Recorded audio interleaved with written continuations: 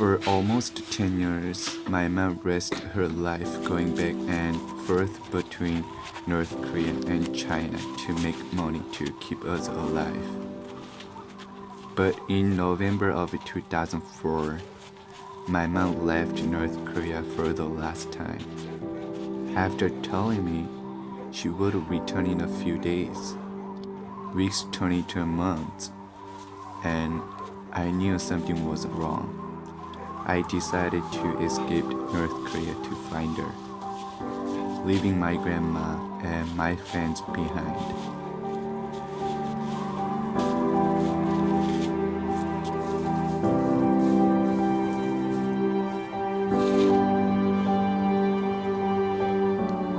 For most North Koreans, leaving the country is illegal. For those desperate enough to escape, crossing the Truman River is one of the only options, but it's incredibly dangerous. Stepping foot on the river could get you shot by border guards, and many don't make it across alive. Dead bodies are often found floating in the river.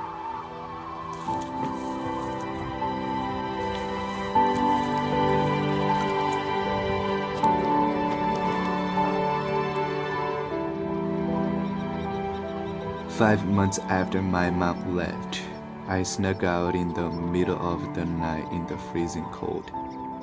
I didn't say goodbye to my grandma because she would have stopped me, and I made my way down to the river. I would never return.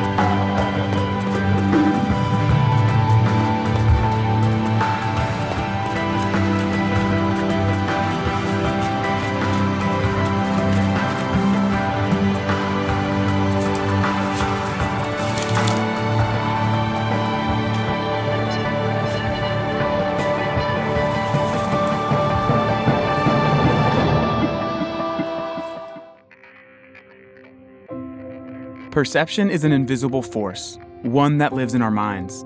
But the effect of our perceptions are anything but invisible, since they determine what we think, say, and how we act. In this way, this invisible force of perception has influenced the course of history. In the 18th century, we believed that Africans were less than human, and we made them slaves and denied their human rights. Our perceptions were wrong. They were based on lies, and innocent people paid the price. In the 20th century, we failed to respond to the plight of millions of people because international politics and the media define North Korea by high politics rather than the North Korean people. Our perception was determined by the political rhetoric of the Cold War and has been that way ever since. North Korea is a regime arming with missiles and weapons of mass destruction. States like these and their terrorist allies constitute an axis of evil, arming to threaten the peace of the world. If you live in North Korea, the big news you would have learned today is you have a new First Lady. Put it another way, Kim Jong-un is off the market. This perception has allowed the atrocities of the regime to go unnoticed. While we are talking about nuclear weapons and treating the Kim leadership as tabloid news, the North Korean people are starving, isolated, and denied fundamental human rights in a zero-tolerance system enforced by a network of political prison camps. reminiscent of Nazi concentration camps. The regime aims to isolate its people by trying to control all information going into and out of the country, and punishes anyone who attempts to learn about the outside world. This is not history. These are the incredible challenges that the North Korean people face today.